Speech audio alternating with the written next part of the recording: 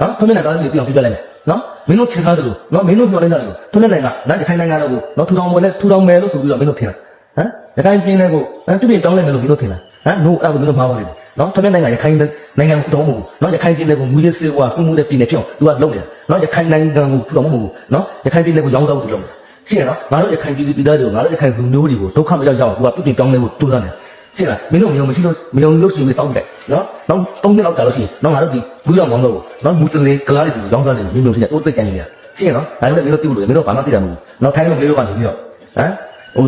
လိုင်းမော်ကြီးတဲ့တဲ့ကို6ကြုံပြီးတော့ဟုတ်လားအာငါပူချုပ်လို့မင်းတို့အခုကြုံပြီးကြတယ်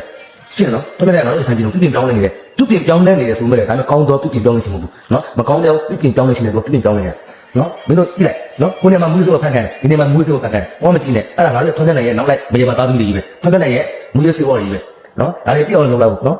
ကြည့်ရဒါနဲ့တော့ဘာမှစောက်ချင်မရှိဘူးမင်းတို့ကောင်ရတော့အပိနေနော်ပေါ်ပြီးဝဲရနေတယ်နော်ပြောငါရှိလေမင်းတို့ရဲ့ကိုယ်စားငါတော့ဖြစ်တယ်ဟဲ့နော်မွေးစောသားကောင်ကြောက်တယ်ငါတို့အမပေးနိုင်ဘူးနော်ငါတို့ရခိုင်ပြည်နယ်ဘာကောင်းကျမှမပြုတဲ့လူကြောက်တော့ငါတို့အမပေးနိုင်ဘူးနော်ရှင်းရှင်းလေးနော်ဒါတွေလည်းမင်းတို့သိလို့နော်စောင့်ကြည့်နေနော်နောက်တစ်ပေါက်တရားကြာလို့ရခိုင်နိုင်ငံတော့ဖြစ်ရင်မင်းကကြားလိုက်ကြတာပြောလိုက်နော်ဘယ်လိုဆိုမှရခိုင်နိုင်ငံဖြစ်လာမဖြစ်လာငါလည်းမသိဘူးဘယ်လိုဆိုမှနော်တကယ်ဒုက္ခရောက်နေတာငါတို့ရခိုင်ပြည်သူပြည်သားတွေနော်ငါပြက်နော်တေးကြီးနော်ဆက်ဆက်ရဒုက္ခတွေနဲ့ဟိုတောင်ပြင်းမြောက်ပြင်းနဲ့ကြီးလက်နဲ့စားနေရတဲ့ဘဝငါတို့ရဲ့ရခိုင်ပြည်သူပြည်သားတွေနော်မင်းတို့ပြောလင်းထားတဲ့ရခိုင်နိုင်ငံရဲ့ဟိုကောက်ဟိုတိုက်ထုတ်နေတဲ့ရခိုင်လူငယ်တွေတော့ကြည့်လိုက်